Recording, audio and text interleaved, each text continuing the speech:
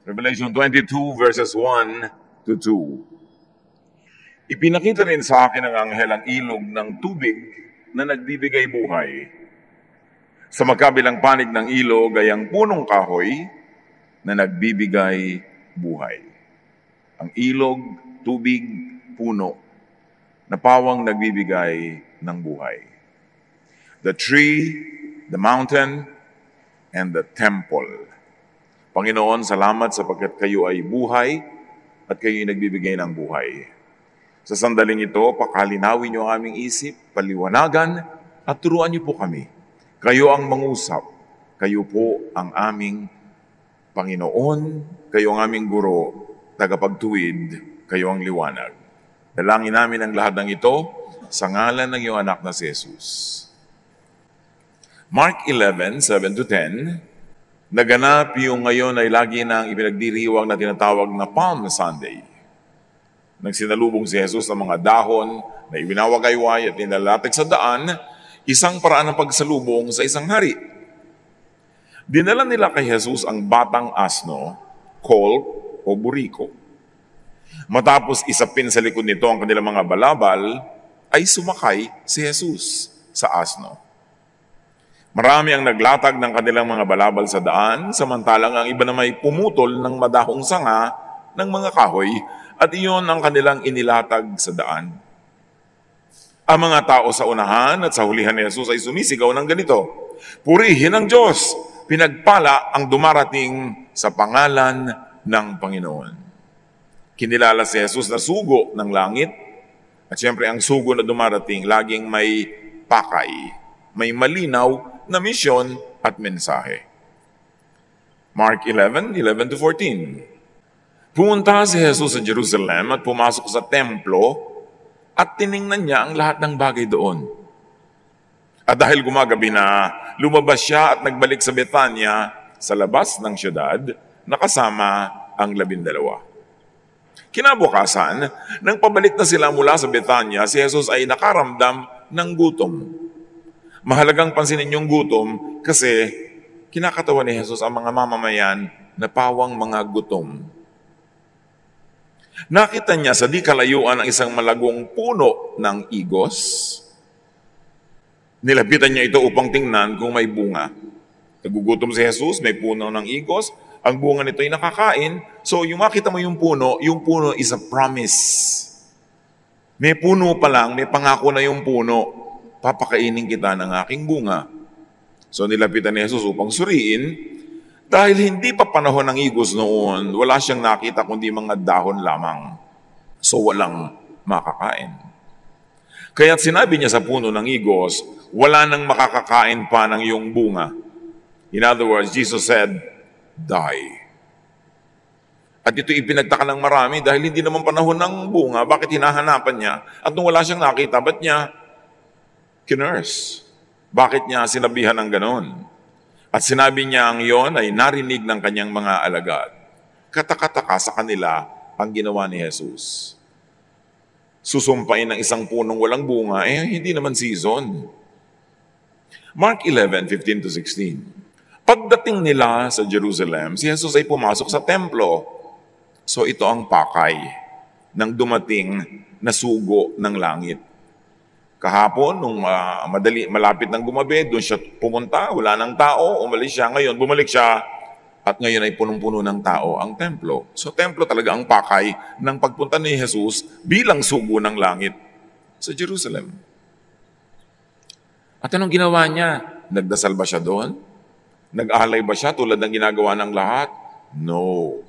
Shocking ang ginawa niya. Ipinagtabuyan niya ang mga nagbebenta at namimili roon. Ano mga pinagbebentahan? Mga iba-ibang uri ng hayop na papatayin at iaalay doon sa templo at susunugin. At sino yung mga namimili? Yung mga taong nangangailangan ng mga hayop na ang dugo ay ibabayad nila doon sa templo para ang mga kasalanan nila ay pagdasal ng mga pari doon sa loob na patawarin ng Diyos. At yung mga karne ng mga binibili ng mga hayop, pagkain ng mga pare. Ano pa? At ipinagtataob niya mga mesa ng mga namamalit ng salapi at ang mga upuan ng mga nagtitinda ng kalapati. So pag mayaman ka, mga baka, malalaking hayop ang offering mo, pagka ikaw ay purita, kalapati.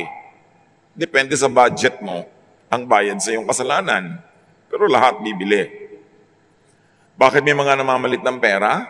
Kasi yung mga pari sa loob, masiselan. Ayaw na nilang tumanggap ng mga coins na galing sa ibang bansa na may mga muka ng mga emperor, ng mga hari ng mga bansang yon. Kasi ayaw nila ng graven image. So may money changers. Pero maraming dayaan at napakalaking kalakalan ang nagaganap sa money changing na ito. So anong ginawa ni Jesus? Ipinagtabuyan niya ang mga nagbebenta ng mga hayop, pati bumibili. Pinagtataob niya at kinalat niya ang mga benta, yung mga barya, yung mga bagol, kasi ang mga pera naman hindi papel, mga metal. Kinalat niya doon sa buong sahig ng patio at ang mga nagtitinda ng kalapati, pinagtataob niya ang mga upuan, ang mga mesa ng money changers, ipinagtataob niya. Pinagbawalan din niyang tumawid sa patio ng templo ang mga may dalang paninda. So sari-sari mga tinda, pinagbawalan din niya.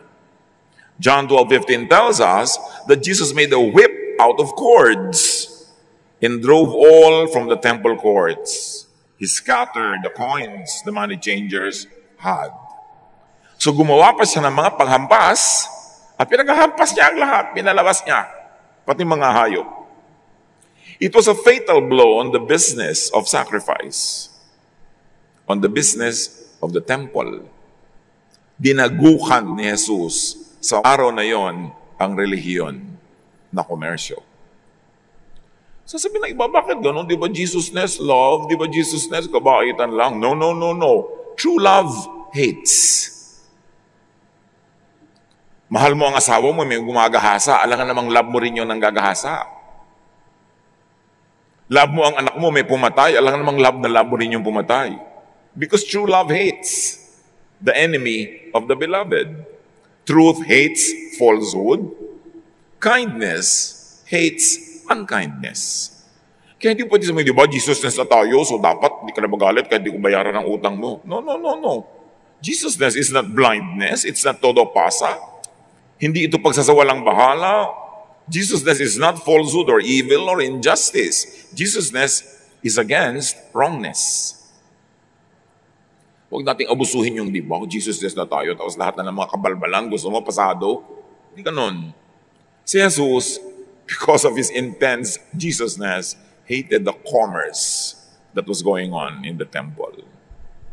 Kinamuhian niya ang pagsasamantala ng mga pare sa mga mangmang ng mga mananampalataya na hinuhut-hutan ng templo, ng kahuli-hulihan nilang barya.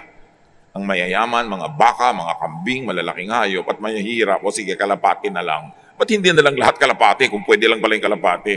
Siyempre, mas malaki ang kita nila sa mas malaking hayop. At yung mga dinner nila, yung best parts of those animals, hindi naman kinakain yun ng Diyos eh. Ang kumakain naman ng mga offering, yung mga pare. Kaya ayaw nila ng mga imperfect animals. Sabi nila, ayaw ng Diyos ng imperfect animal.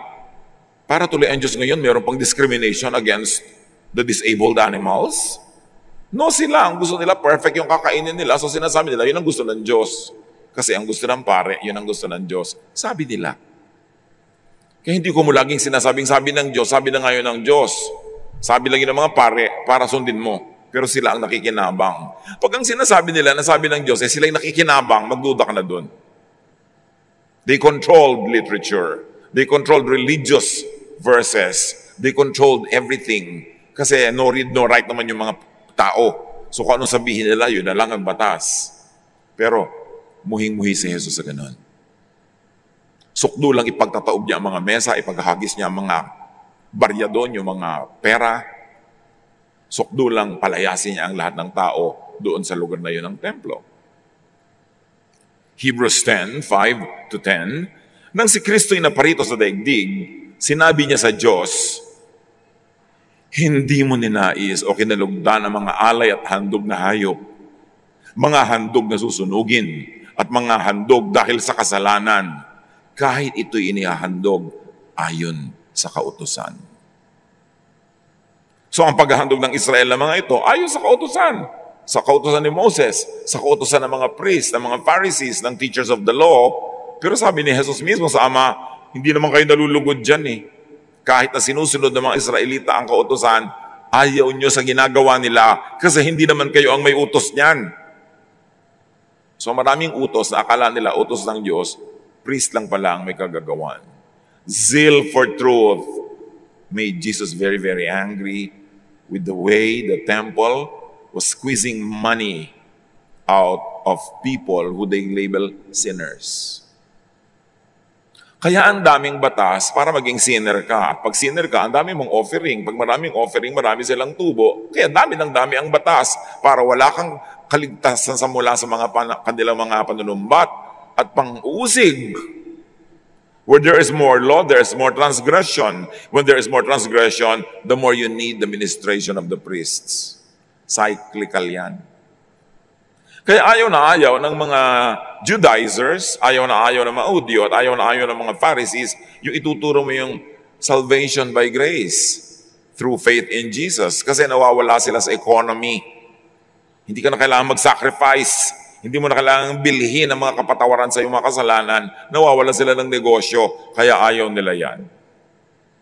Mark 11:17. At tinuruan niya mga tao ng ganito. Balik tayo doon sa kwento tungkol sa pumasok si Jesus sa templo, ha? Nasusulat, ang aking, and may I add, tunay na tahanan ay tatawaging bahay dalanginan.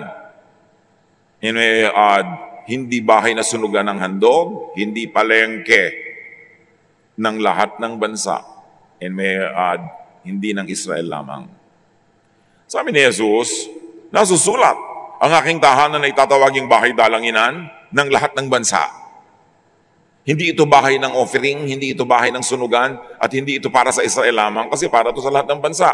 Pero alam nyo yung templo, hindi pwedeng pumasok doon ng mga Gentiles, hanggang doon lang sila sa labas. Sinolo nila ang Diyos. Again, press release lang yan ng mga Israelite. Hindi galing sa Diyos. Si Jesus na mismo ang may sabi. Kaya galit na galit siya. Anong ginawa nyo dito sa bahay dalanginan? Ginawa nyo yung negosyo? Tapos sinolo nyo, kayo lang nakakapasok. At sabi ni Jesus, ngunit ginawa nyo itong lungga ng mga magnanakaw.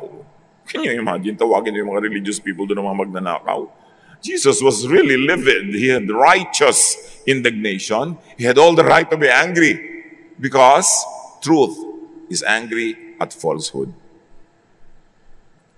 Micah 3:11, nagpapaupa ang mga pari para magturo at ang mga propeta na may nanguhula dahil sa salapi. Puro pera ang laman ng utak ng mga religious leaders na ito. Negosyo ang relihiyon. Acts 7:48-49, but the Most High God doesn't live in houses made by humans. And the temple in Jerusalem is a house of stone made by humans. The Most High God does not live in houses made by humans. It is just as the prophet said, when he spoke for the Lord, heaven is my throne, the earth is my footstool. What kind of house will you build for me? In what place will I rest? Langit ang aking upuan. Upuan ko lang yung langit. Kaya nyo bang makarating dyan? Hanggang ngayon nga, hanggang buwan pa lang yung tao nakakapaglakad. Ang layo pa ng langit. Sabi niya, alam niyo yung langit, upuan ko lang yan. Hindi pa yan ako. Upuan pa lang. Yung earth, ang laki-laki. Tungtungan lang yan ang aking paa. So, sabihin nyo sa akin, sino kayo para gumawa ng bahay para sa akin? Anong bahay ang pwede niyong gawin? Natitirhan ko nga. In what place will I rest? So, lahat ng mga nagpapagawa ng churches, sabi, maggagawa tayo ng bahay ng Diyos, inuuto lang nila yung mga magdodonate. Walang bahay ang Diyos.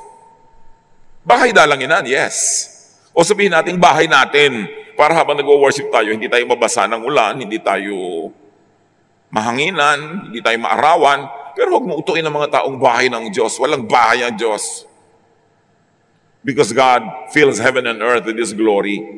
And the glory of God cannot be contained in a certain area. At yung templo dapat para sa lahat ng bansa. Hindi pang kanila lang. Pero sinolo nila. Parang maraming Kristiyano ngayon, maglo-Lord Supper, sa atin lang yan sa member. Guess hindi pwede. Yung dapat sa atin lang to. Sinosolo nila ang Diyos. Gusto nila kasi sinosolo para magmukha sila lang ang tama. At pag sila lang ang tama, meron silang right magturo na dapat sa kanila ka lang magmembro. Again, deceptive. Parang sa lahat eh. Acts 1:8, Kayo yung magiging mga saksi ko, sabi ni Jesus, sa Jerusalem, sa buong Judea, sa Samaria, hanggang sa dulo ng daigdig. So ibinalik ni Jesus ang Diyos para sa lahat. Kasi for the longest time, ang Diyos ay para sa lahat, pero mula nung nagka-templo sa Israel, sinolo na nila. Kaya yung templo, sa halip na siya ang maging dahilan para ang mga tao ay makalapit sa Diyos, naging dahilan siya para hindi makalapit sa Diyos dahil pang kanila lang. Kaya si Jesus, giniba niya yung concept na yon at ang kanyang utos, ituro niyo ang lahat ng ito, ibahagi sa Jerusalem. Sige, kasali rin yan. Pero hanggang buong Judea, hindi lang sa Jerusalem. Kasi alam niyo, sinolo ng mga pari sa Jerusalem yung franchise. Yung mga ibang pari sa iba-ibang mga lugar, minasama nila. Sila lang yung tama. Tapos hanggang Samaria, na ayaw nilang makihalubilo, at hanggang sa dulo ng daigdig sa mga Gentiles. Ibang-iba ang ginawa ni Jesus sa pananampalataya. As you ponder Holy Week, as you ponder all the things that happened, dapat lumalim naman yung ating pagkaunawa at hindi dalang doon sa mga nangyaring events. Puro events kasi Pero anong kahulugan ng mga events na yon? Yun ang may importante.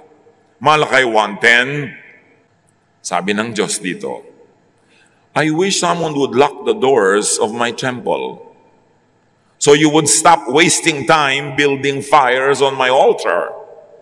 I am not pleased with you, priests, and I refuse to accept any more of your offerings. Hindi naman ito nila tinuturo. Sabi niya, alam niyo, ang wish ko lang, isara na ang mga templo-templo na yan. Wala na lang pumunta. Tigilan ninyo ang kasusunog ng mga offering. Hindi ko natatanggapin pa. Sawang-sawa na ako sa inyong pagre-relihiyonan. Ayaw na ng Diyos ng ganung mga offering. Kaya once for all, God sent Jesus to be the offering. The final, acceptable, one-time offering. And the offering of the life of Jesus is good for all lives that lived, are living, and will still be born because Jesus is the Son of God. The value of His offering is greater than the value of all offerings that humans could ever conceive of. Matthew 21:14. Habang si Jesus ay nasa templo, lumapit sa kanyang mga bulag at mga pilay at sila ay kanyang pinagaling. You see, itong mga bulag na ito at mga pilay, araw-araw nando sila sa templo pero walang nangyayaring kagalingan. Pero nung dumating si Jesus, sila ay pinagaling. Ipinakita ang pagiging inutil ng templo.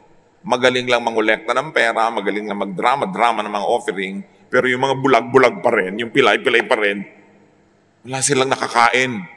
Para mga taong aten ng relihiyon, pagod na pagod ka, pupunta, linggo-linggo nandun, pero wala namang natututunan. Wala pa rin naiintindihan. Mark 11:18, dahil sa kaganapan sa templo na sobrang madamdamin at madula, narinig ito ng mga punong pari at ng mga tagapagturo ng kautusan. Buhat nooy humanap na sila ng paraan upang patayin si Jesus. Ito ang decisive element why Jesus was killed. Nilalagot niya ang hininga ng negosyo ng templo. Ipinapakita niya ang walang kabuluhan na paghahain ng mga hayop doon at mga offering.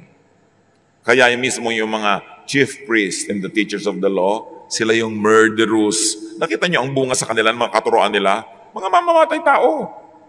Walang pakundangan sa buhay. Wala silang pakialam sa mga makasalanan, ipapabato nila hanggang mamatay. At ngayon si Jesus na nagtuturo ng kaliwanagan, pinlano na nila agad na patayin.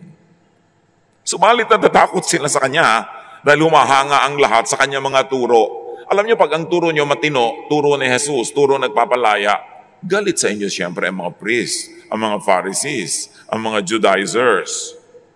Pero ang pinangilagan nila yung maraming taong nagmamahal kay Jesus at nagmamalasakit dahil nakikita nila kung paano nagiging mabuti sa kanila ang turo ni Jesus. Mark 11:19-21, pagsapit ng gabi, si Jesus at ang kanyang mga alagad ay muling lumabas ng lungsod. Kinaumagahan, pagdaan nila ay nakita nilang natuyo ang puno ng igos hanggang sa mga ugat nito.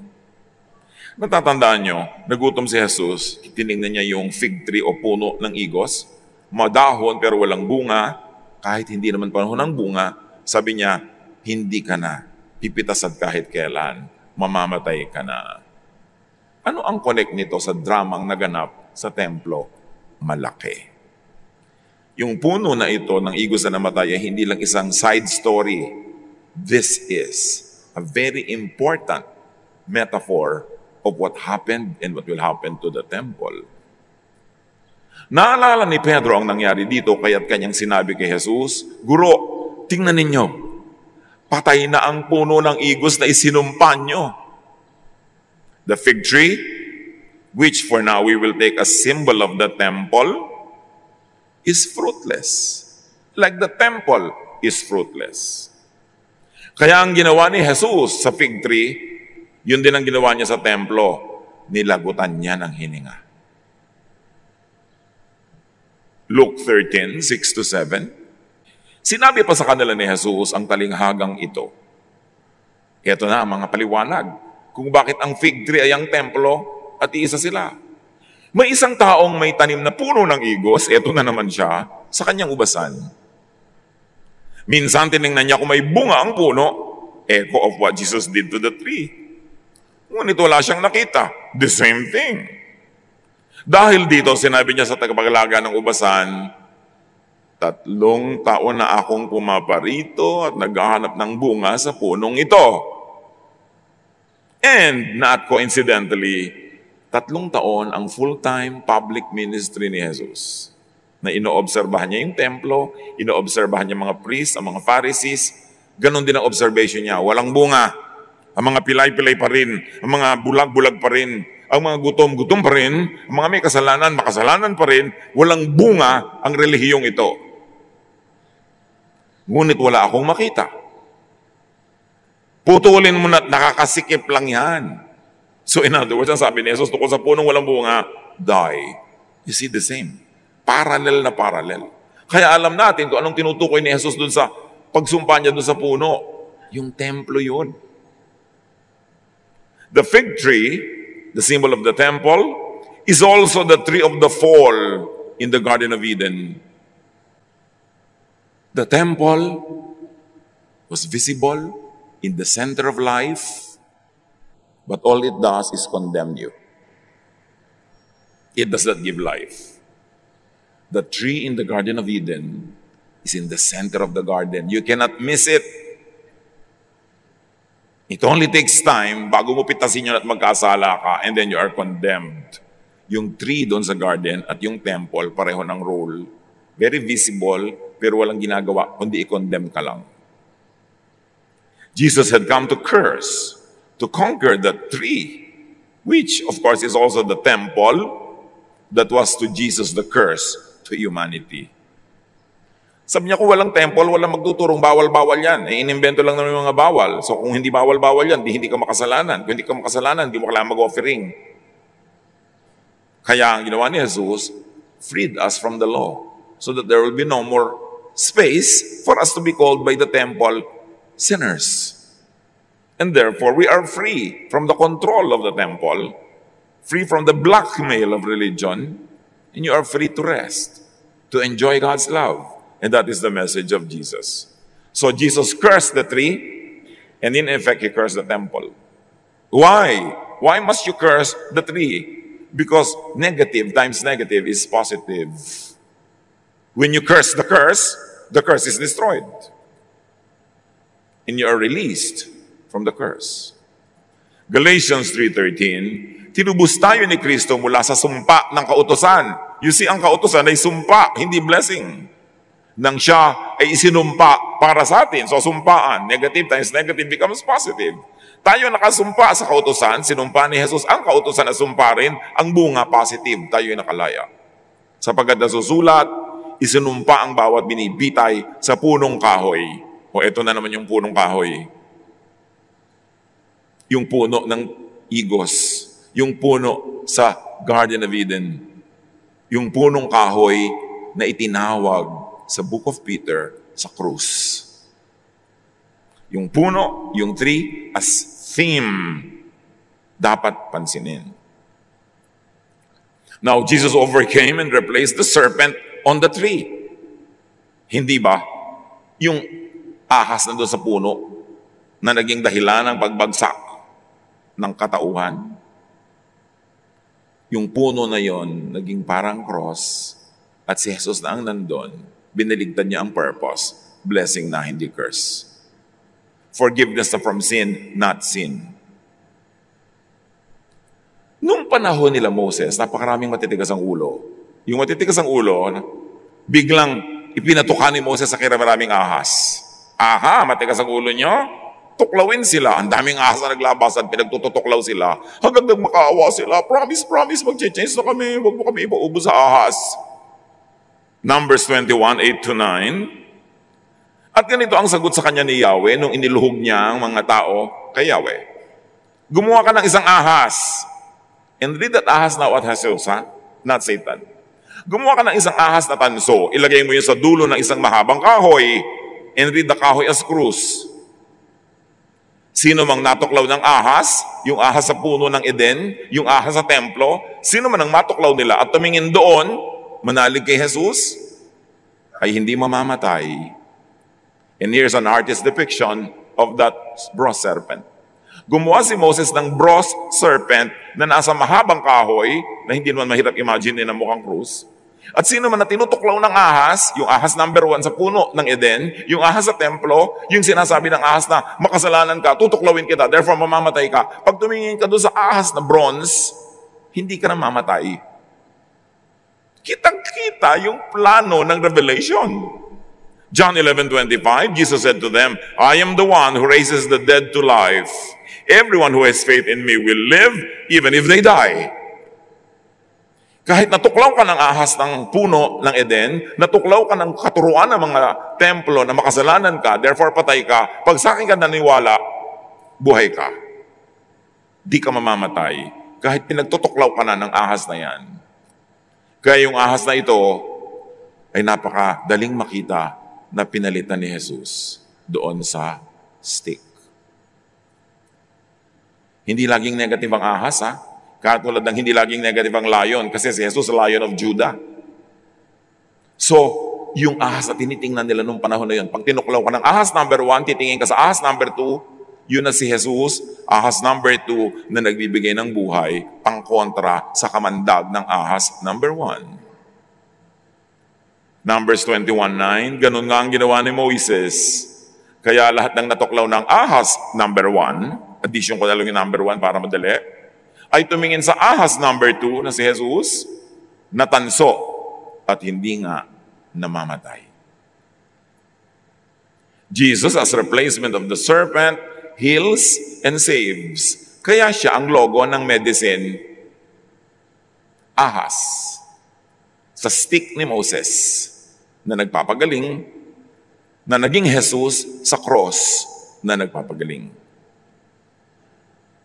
Jesus had come to reverse the curse of the fruitless tree, the fig tree, which is the temple. And how does he reverse that? In and by his work. Jesus came to replace the cursed tree in the garden. Yung puno sa garden na nakaglambitin yung ahas doon, nagkasala tuloy yung mga tao. Kung wala ba naman yun doon, di wala dapat kasalanan. Doon pa inilagay sa gitna. Hindi mo mamimiss.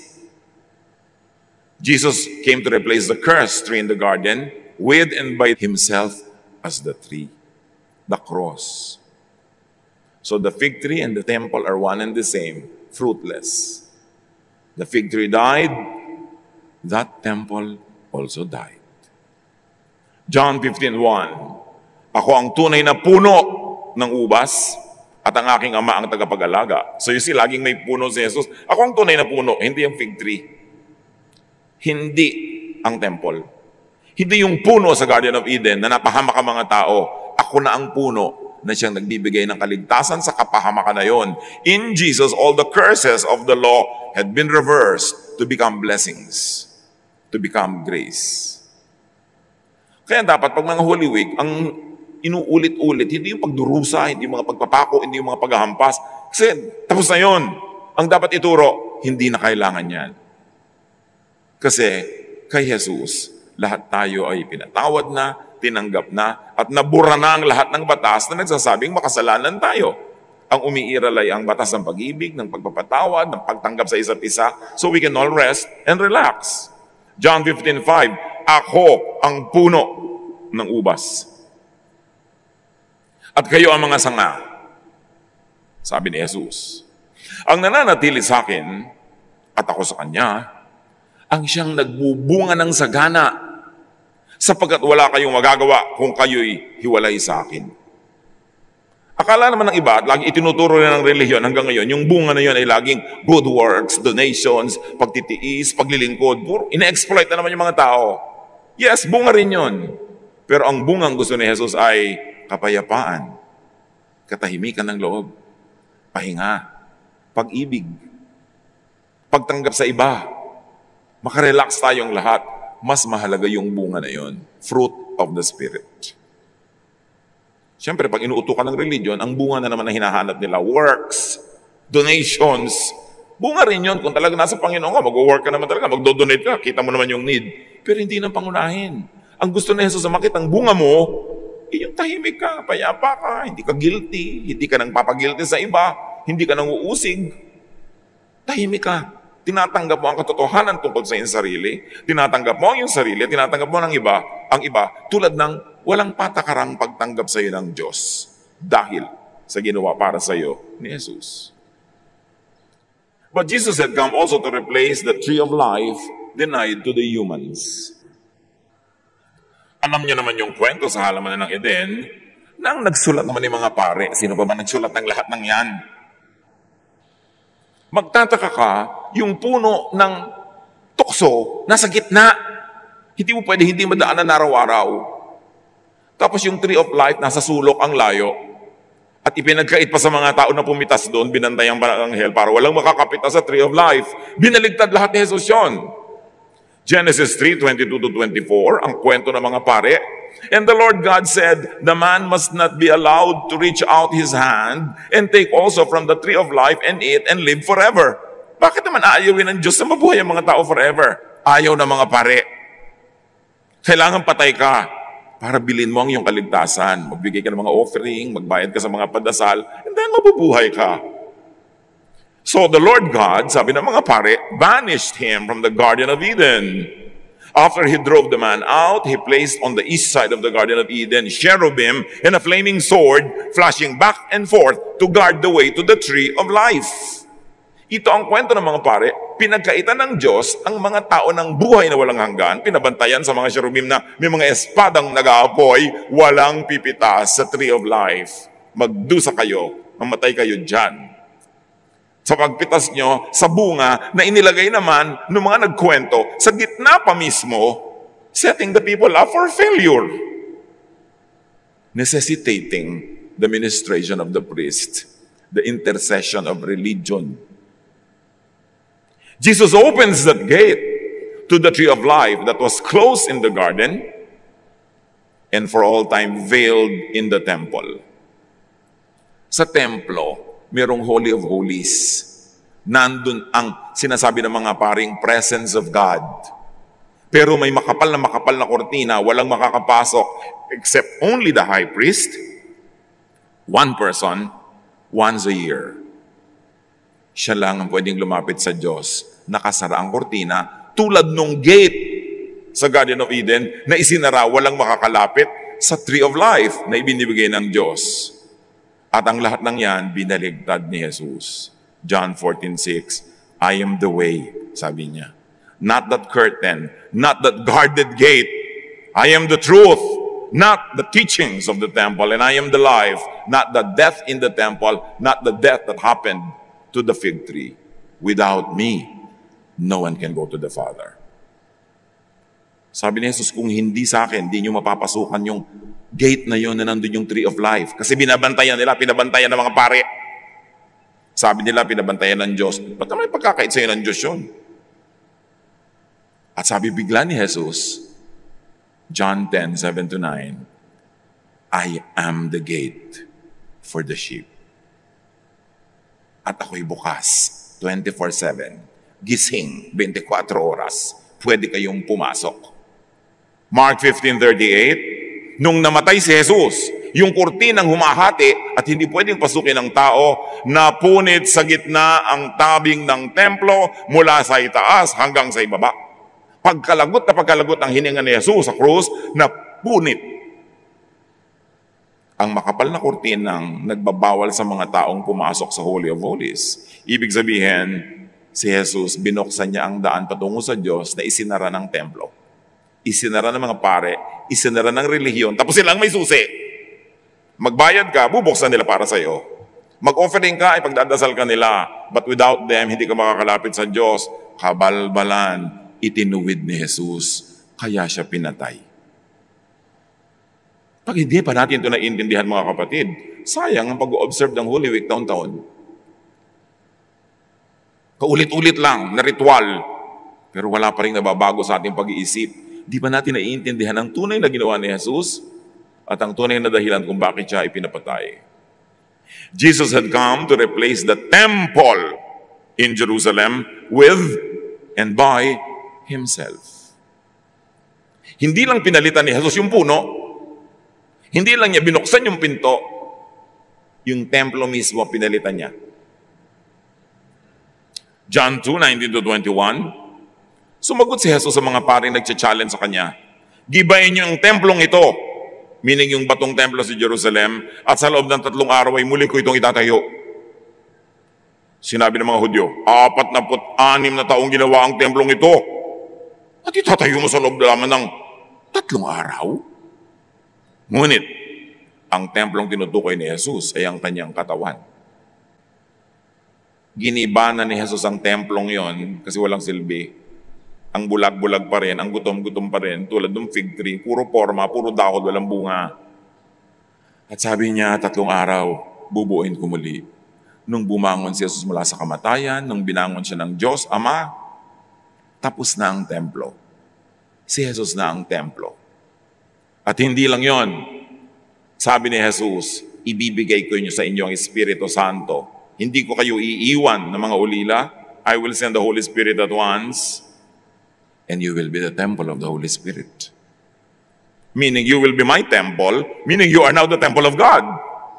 Kung merong titirhan ng Diyos, kayo, hindi ang templong bato. E di lalong nagalit siyempre yung mga Hudyo. Pride nila yung temple, center of their life. Tapos, wala na pala. Jesus had come to end the world. In what world?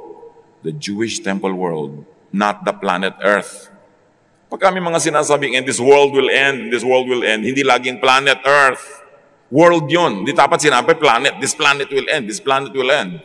Because the word world is poetic. Merong world of artistas, merong world of scientists, merong world of mga sugarol, may mga world of. So world lang yun. Ibig sabihin, merong temple world. And there's a world that ended when Jesus rose from the dead, the world of the temple. Matthew 24:19-21 details the hardships at the end of the world. Pero hindi the end of the planet. It was the end of the temple world because there was something that happened. Sabi ni Jesus sa kanyang mga tagapakinig, there are some of you here who are not going to taste death before the end of the world happens. Before all this happened. Ang tagal na nun eh. Yung mga original hearers niya, meron daw dong hindi makakatikim ng kamatayan bago mag-end ang world. So ibig sabihin, hindi planet yung mag-end. What world? Review history. Sa lifetime ng mga nakinig kay Jesus, ito ang naganap at ito ang mundong nalusaw. AD 66, the Jews rebelled against Rome. AD 70, the Romans burned and totally destroyed Jerusalem and the temple. Nasira, giniba ang templo. Nangyari ang sabi ni Jesus, destroy this temple. Not one stone will remain on top of another. It happened in their lifetime.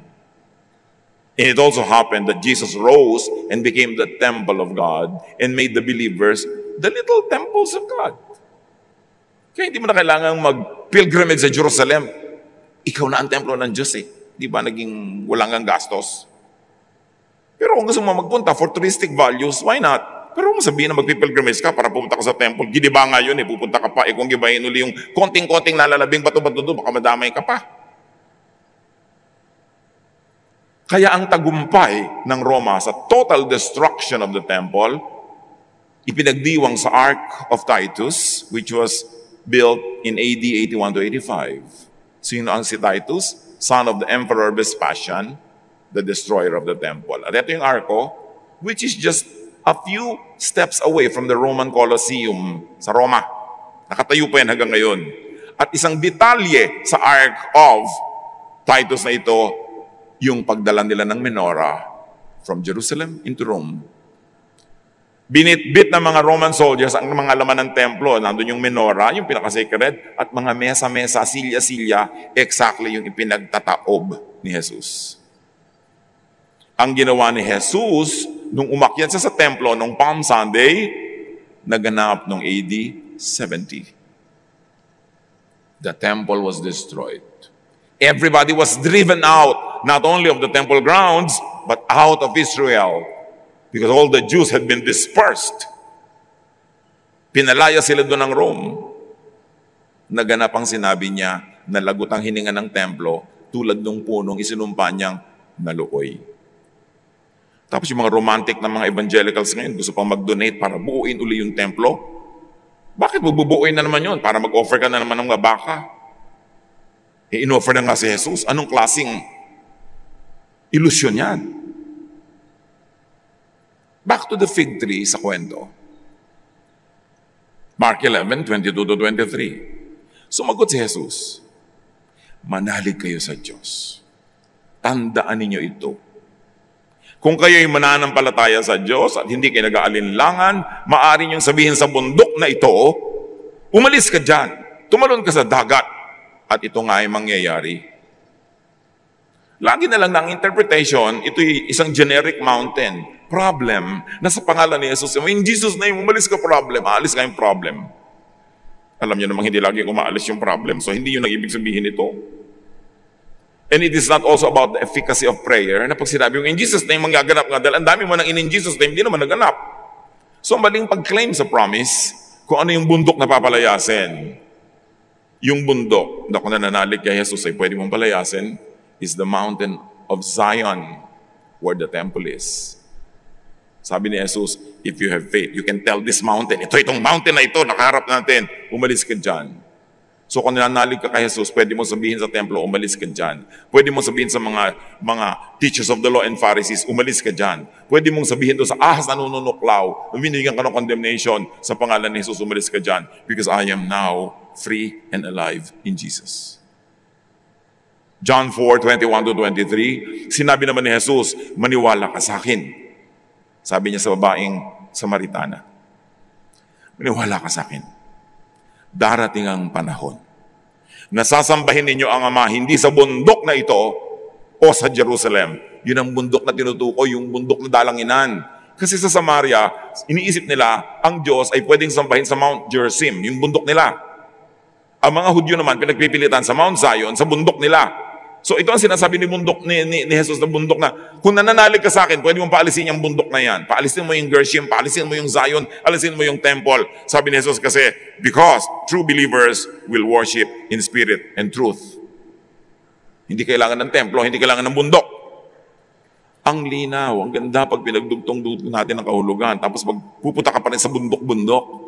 Kailangan po magpunta sa prayer mountain para kakatagpuin ng Diyos. Hindi mo na kailangan ng bundok eh. Pero kung gusto mo pa rin mamundok, okay lang.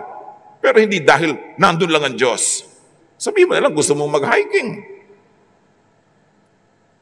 Subalit, sa pagpapatuloy ni Jesus, dumarating na ang panahon at ngayon na nga, na ang tunay na sumasamba sa Ama ay sasamba sa Kanya sa Espiritu at sa katotohanan. Hindi sa templo, kahit walang templo. Kaya si Jesus pag nagsasabi, when you pray, go into your room. Pray in secret. You don't have to go to the synagogue to pray. But if you like with others for fellowship, fine. Pero kahit mag-isa ka, nandun din ang Diyos. Finranchise kasi ng mga bahay dalangin na ng dalangin na kung wala ka doon, wala ang Diyos, therefore kailangan nandun ka. Kasi pag nandun ka, nag-aambag ka eh. So kaaambag mo, nagiging slave ka. Pero kung ikaw nagiging free, lalo kang dapat magaling mag-ambag. Biruin mo, naging free ka. In other words, sinasabi ni Jesus, kung mananalig ka sa akin, kaya mong paalisin ang bundok, ang templo, ang puno na walang bunga. Sasamba ka hindi sa bundok, hindi sa templo, but in spirit and in truth. Grabe magpalaya. Kasi ang mga Israelita noon, at least once a year, they have to go to the temple. Can you imagine yung expense going there? Ngayon, hindi na. Kasi inilagay na ng templo sa espiritu mo. Kung gusto mo lang pumunta sa ibang lugar kasi mas inspired ka, mas masaya, hindi ka pinagbabawalan. Pero hindi necessary. Within the week that Jesus drove everybody away from the temple, Jesus was killed. And the people destroyed the temple, which was Jesus. So in AD 70, the temple, which was the stone, was destroyed by God through the Roman army. But Jesus died, and after 3 days, Jesus was brought back to life by God. Jesus, the real temple, was raised up, and the fake temple was destroyed. Acts 2:32, ang Jesus na ito ay muling binuhay ng Diyos, at saksi kaming lahat sa pangyayaring iyon. In verse 36, God has made this Jesus, whom you crucified, both Lord and Christ. Sobrang perfect ang life ni Jesus. Sobrang ayon sa kalooban ng Ama ang kanyang turo. Kaya nung siya'y pinatay ng mga tao, siya'y binuhay na muli. Patunay na lugod ang Diyos sa kanyang katuruan, na kontra sa katuruan ng templo at ng relihiyon. Revelation 22:1-2, isang vision about that perfect condition where the believers will be with God. Ipinakita rin sa akin ng anghel ang ilog ng tubig na nagbibigay buhay. Sa magkabilang panig ng ilog ay ang punong kahoy na nagbibigay buhay, hindi yung fig tree na walang bunga, hindi mo pakinabangan kung gutom ka. John 15:5, ako ang puno ng ubas, at kayo ang mga sanga. Ang mananatili sa akin at ako sa kanya, ang siyang nagbubunga ng sagana. At remember, ang bunga na yun ay hindi lang paglilingkod, hindi lang sakripisyo, bagamat kasali yon. Pero more than that, kung talaga ikay nananatili kay Jesus, payapa ka, tahimik, mapagmahal, maibigin, mapagpatawad, relax ka. Sapagkat wala kayong magagawa kung kayo'y hiwalay sa akin. Ano ang dapat natin pagmuni-munian? Holy Week man o hindi Holy Week, manatili kay Jesus. Mamunga ng Jesusness. The fruit of the Spirit is the fruit of Jesusness. Panginoon, turuan niyo kami na bigyan ng buhay itong mga katuruan na ito sa aming pang-araw-araw na mga galaw at kilos. Maging totoo sa amin ang kahulugan na si Jesus ang templo. Kami ay ginawa ring extension ng templong ito. At ang layo ninyo sa amin ay makalaya sa bundok, sa puno, sa templo, kundi mamuhay na may kapayapaan, katahimikan at pag-ibig.